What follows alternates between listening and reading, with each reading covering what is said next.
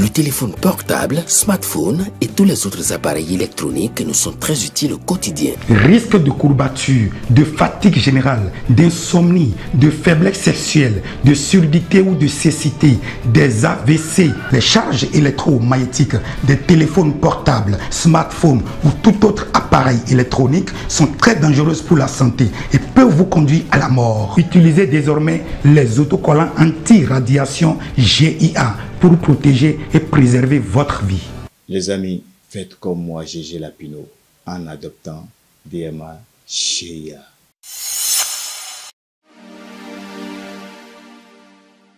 Amis internautes de Guéri TV Monde et lecteurs de Matin Libre, bonjour. Bienvenue dans la revue des titres de votre quotidien en sa parution de ce mardi 22 octobre 2024. À la manchette de votre quotidien, indisponibilité des compteurs d'eau promotionnels, des citoyens demandeurs escroqués, double peine infligée aux populations. Alors que les demandes de compteurs d'eau promotionnels sont sans suite depuis bientôt un an pour la plupart des populations d'Apakpa et environ, ceux-ci se retrouvent également escroqués par certains individus se réclamant agents de la Société nationale des eaux du Bénin-Soneb. Prévention des morts intentionnelles. Les pesticides sont responsables d'un 5e des suicides. La couverture médiatique du suicide peut conduire à une augmentation du suicide. L'Organisation mondiale de la santé OMS est préoccupée par les cas de suicide dans le monde. Plus de 700 000 personnes se suicident chaque année selon l'organisation. Pendant ce temps, Dieudonné Dagbeto à propos de la surpopulation carcérale, la politique pénale du gouvernement en est la base, rapporte mon confrère. Amnesty International Bénin mène une campagne pour faire la lumière sur les conditions de détention dans le pays. Dans un entretien accordé à Matin Libre le vendredi 11 octobre 2024, Dieudonné Dagbeto, directeur exécutif, restitue les observations rapportées par l'organisation en août dernier. L'avant-dernier titre à la une de votre quotidien, Semaine l'Afrique des solutions, Rabat a vibré au rythme de la SAS 2024. La deuxième édition de la Semaine l'Afrique des solutions SAS s'est déroulée à l'école Mohamedia d'ingénieurs